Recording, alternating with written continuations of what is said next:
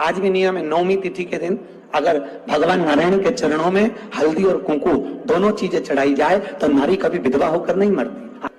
आज भी लिखा है, अखंडता को पाने के लिए भगवान नारायण के सीधे चरण में हल्दी और उल्टे चरण में अरौली चढ़ाई जाती। शमी के वृक्ष की पत्ती, जैसे ये बेलपत्र होता है, शिव को और गणेश को बेलपत्र शमी पत्र समर्पित होता है। आपको कथा में वर्णन किया था, 33 कोटि देवताओं को भले बेलपत्र नहीं चढ़ेगा, पर 33 कोटि देवताओं को शमी पत्र चढ़ता है। और उसमें एक गणेश जी महाराज और एक बाबा भोलेनाथ, इन दोनों को शमी समर्पित होता है, शमी पत्र समर्पित होता है। महाराज कथा में पहले भी वर्णन किया, आज फिर आपको, ये शिवलिंग है, समझ लेना बहुत अच्छे से, जो आपको करना है रिद्धि सिद्धि पाने के लिए, संपदा को बढ़ाने के लिए। ये शिवलिंग है, ठीक है। ये गोल जलाधारी है, ये चरण से जल नीचे गिरता है। शंकर जी का पूरा परिवार शिवलिंग के आसपास में है। शंकर जी की 5 लड़कियां जो ऊपर से जल नीचे गिरा रही हैं, जया, विषहरा, शामरी बारी, दोतली और देव, ये शंकर जी की 5 लड़कियां, जिनका नाम लेकर सोने से रात्रि में नींद अच्छी आती है। एक एक बूंद जो ऊपर से गिरा रही हैं, ये शिव की 5 बेटी। जहां से जल नीचे गिरता है, शिवलिंग का जो जल नीचे जाता है, उसके राइट भाग में गणेश जी का स्थान, लेफ्ट भाग में कार्तिकेय का स्थान, बीच में शंकर जी की सबसे छोटी लड़की अशोक सुंदरी का स्थान। शिव महापुराण की कथा कहती है, और गणेश चरित्र अपन श्रवण कर रहे हैं, जिसके घर में संपदा की कमी पड़ती हो, बीमारियां ज्यादा फैल रही हो, बहुत कष्ट हो महाराज, बहुत ज्यादा दुखी हो महाराज, कोई काम नहीं बन रहा, बहुत तकलीफ में हो, तो शमी पत्र, शमी की पत्ती, जहां गणेश जी का स्थान है वहां पर 5 शमी पत्र 5 समर्पित करें, और शंकर जी के ऊपर 3 शमी पत्र समर्पित करें। बहुत ध्यान देना, 5 शमी पत्र जहां गणेश जी का स्थान है शिवलिंग में, वहां समर्पित करें। 3 शमी पत्र शिवलिंग के ऊपर समर्पित करें। 1 शमी पत्र शंकर जी की चौखट पर लेफ्ट भाग में, जाते समय आपका उल्टा हाथ, जब मंदिर से निकलो तो उल्टे हाथ पर लेफ्ट भाग में शंकर जी की चौखट पर समर्पित करें 1 शमी पत्र।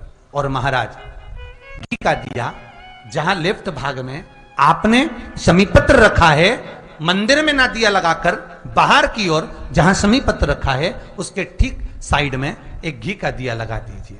गणेश पुराण कहती है, भगवान गणेश जी का मोर ध्वज का, मयूर ध्वज गणेश का नाम लेकर जो ये दीप शमी पत्र चढ़ा देता है, उसके घर से कभी रिद्धि सिद्धि नहीं जाती, वैभव प्रतिष्ठा नहीं जाती। कर देखना, अगले साल तक आपका व्यापार कितना चलता है हमको बताना जरूर, करके देखो एक बार। गणेश पुराण का, शिव महापुराण का यह प्रसंग करिए, जीवन में उतारिए। प्रश्न किसी ने करा है, बड़ा सुंदर प्रश्न है, समझने वाला प्रश्न है कि हम शंकर जी के मंदिर में जाते हैं,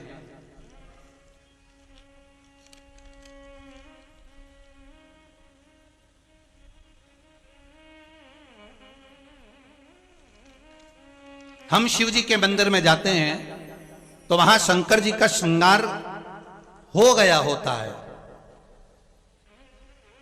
अर्थात जो पूजन कर गया वो शिव जी का श्रृंगार करके गया, कोई भी गया, फिर वापिस हम जल चढ़ाएं, फिर वापिस श्रृंगार करें, तो क्या स्वीकार होगा?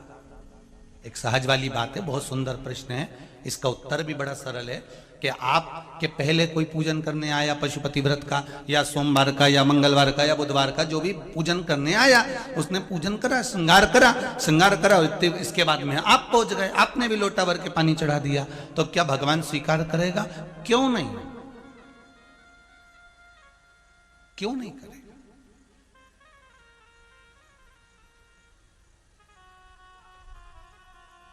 एक पिता के 5 पुत्र हैं, बहुत सरल भाषा में समझना है इस प्रश्न का उत्तर। एक पिता के 5 पुत्र हैं,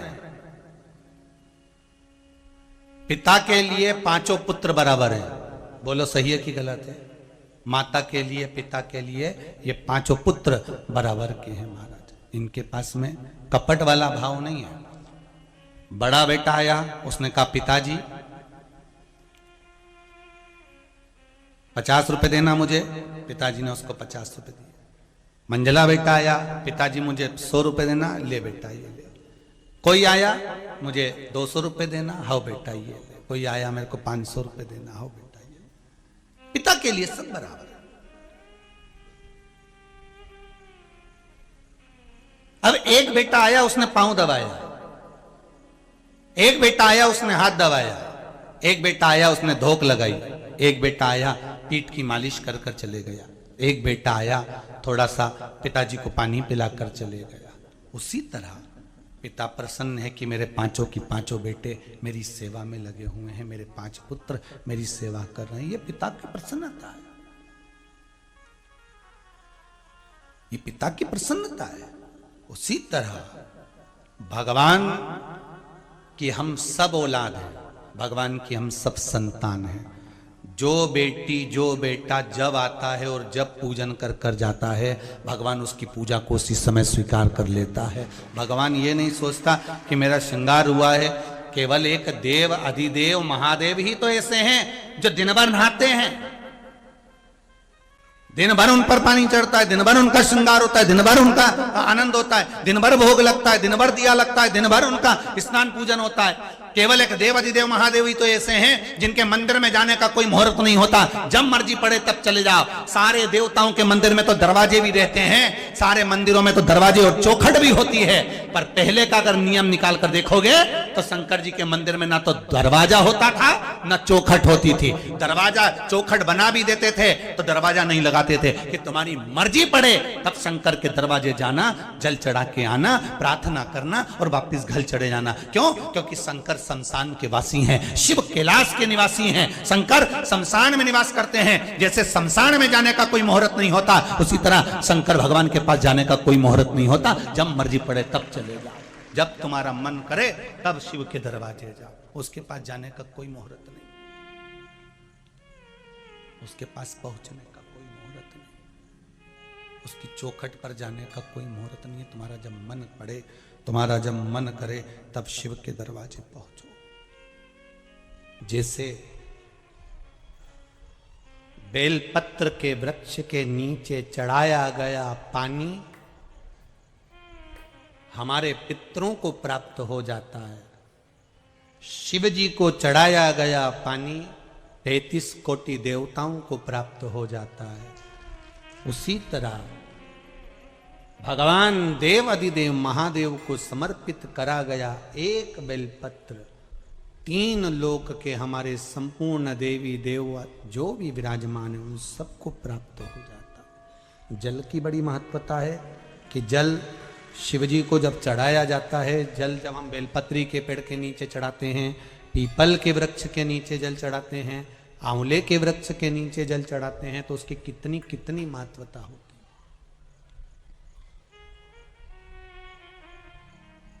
उसकी कितनी मूलता है। दुनिया के लोग भले ना समझे, पर उसमें पहले का नियम है हमारा। पहले जो भोजन होता था, भोजन बनता था, उसमें आंवले की खटास डाली जाती थी। आज के ज़माने में तो लोग टाटरी डाल दें, नींबू डाल दें, ये सब बात की बातें। आंवला इसलिए डालते थे क्योंकि हड्डियां मजबूत रहती थी। अब आज के समय में तो कहाँ लोग बाग बस वो च्यवनप्राश मिल जाए आंवले का तो खा ले। पर नियम अगर माताएं बनाए कि आंवला नवमी पर आंवले के वृक्ष से आंवले लेकर आवे, आंवला नवमी के समय पर बहुत आंवले आते हैं, तो उसके बाद में उसके पहले कभी भी ले आओ और आंवले इकट्ठे कर कर वही जब दाल सब्जी भाजी बनाओ उसमें पटक दो थोड़ा सा एक आध आंवला, तो उसका जो रस तत्व है शरीर की हड्डियों के लिए अच्छा। तो हमारे यहाँ बेलपत्री का वृक्ष, पीपल का वृक्ष, आंवले का वृक्ष, इन तीनों जगह पर जो जल चढ़ाया जाता है उसकी महत्वता भी हमारे यहां दर्शाई गई, उसकी महत्वता भी दर्शाई। एक अच्छी बात सुनो, बहुत बाबा की कथा में प्राप्त हो और जीवन का कल्याण हो। कभी किसी मकान का उद्घाटन कर रहे हो, किसी दुकान का उद्घाटन कर रहे हो महाराज,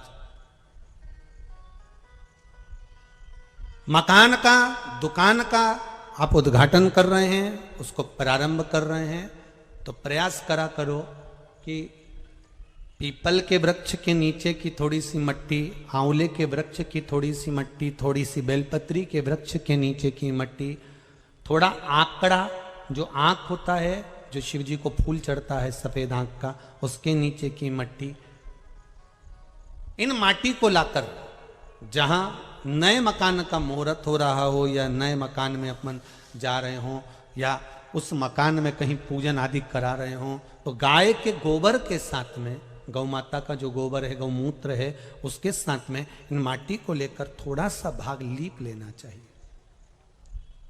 क्यों? क्योंकि बेलपत्री के वृक्ष के नीचे लक्ष्मी जी का आवास है, पीपल के वृक्ष के नीचे नारायण और लक्ष्मी का आवास है, शनि का आवास, भगवान शिव का आवास है। इसलिए शिव जी का एक नाम है पिपलेश्वर महादेव। दधीची ऋषि की अस्थियां जाने के बाद में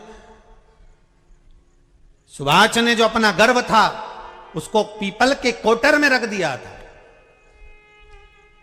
और पीपल के वृक्ष का फल खाकर वो बच्चा जीवित रहा था, जिसका नाम पिपलाद हुआ था।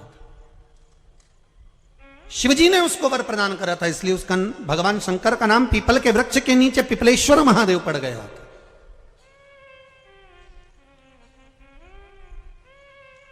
भगवान शिव का नाम पिपलेश्वर महादेव। तो यहां जो नारायण, भगवान विष्णु, भगवान ब्रह्मा, भगवान शिव आंवले के वृक्ष के नीचे विराजमान है अपनी अपनी संगनी के साथ, तो वहां की मिट्टी सुख प्रदान करती है। पीपल के वृक्ष के नीचे की मिट्टी सुख प्रदान करती है, बेलपत्री के वृक्ष के नीचे की मिट्टी सुख प्रदान करती है, हमको आनंद की अनुभूति करा देती है।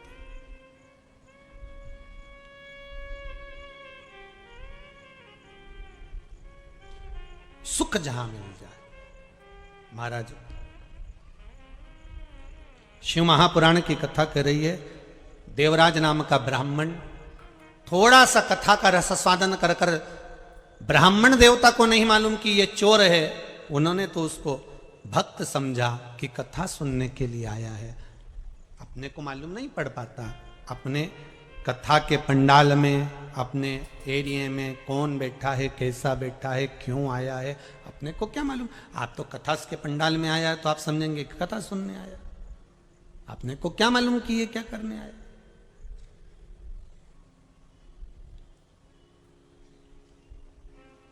हमें अंदाजा नहीं है कि वो क्या करने के लिए आया, हमें तो अंदाजा इस बात का है कि वो कथा सुनने के लिए आया,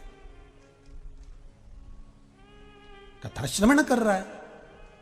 अब शिव महापुराण की कथा कहती है, देवराज को कथा सुनी, ब्राह्मण देवता ने अपने मन से बातचीत थी, पर देवराज का मन शिव महापुराण में नहीं लग पाया था। होता है ऐसा, कथा में जानकर बैठने वाला बैठ जाता है और उसका मन नहीं लगता। तो कई लोग कहते हैं, गुरुजी आपने तो कथा कही, उसने नहीं सुनी, तो आपको कैसा लगेगा, उसने श्रवण ही नहीं करी। तो हमारा निवेदन फिर वही है,